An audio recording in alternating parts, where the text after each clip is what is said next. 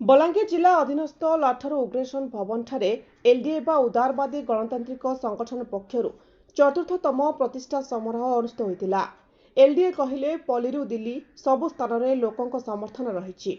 आज को दीर्घ 5 वर्ष तले पूर्वतन बीएसएफ विधायक प्रार्थी तथा आईनजीवी लवसुना नेतृत्व में जन्म नहीं संगठन प्रथमे लाठर में आरंभ करा संगठन निज अंचल में विभिन्न उन्नतिमूलक कार्य करी आगको बढ़ी आज दिल्ली राजधानी पर्यंत पहुंची पारिछि, जहां सफल करछंती एलडीए प्रतिष्ठाता लवसुना एवं संगठन सदस्य माने।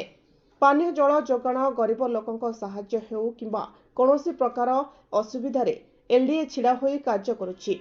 आज चतुर्थतम प्रतिष्ठा 4 वर्ष रे पाद दैछि एलडीए।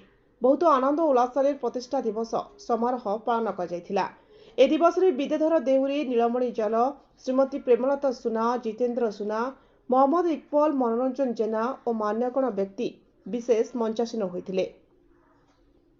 हजार हजार संगठन सदस्य और जनसाधारण उपस्थित रही ए प्रतिष्ठा दिवस पालन करथिले। ए संगठन एक चाप सृष्टिकारी संगठन भाव परिचित। प्राय लोकों समस्या को दूर करने जिलापाल एसपी रु आरंभ करी ब्लॉक ऑफिस, तहसील ऑफिस एवं पुलिस स्टेशन एक मासरे 7 थर घेराव करिवार उदाहरण रही। यह सबु समाज विशेषकर गरीब लोकों लड़ाई करुछि। तेणु एहाकु समस्ते LDA a movement for poor बा एलडीए गरीबों एक आंदोलन बोली कहती। ए उत्सव में मुकेश सुना बहुत मात्रा अवदान रही एवं सभा परिचालित करथिले जलधर तांडी और समाजसेवी तथा युव सांबादिक वेदवर छत्रिया।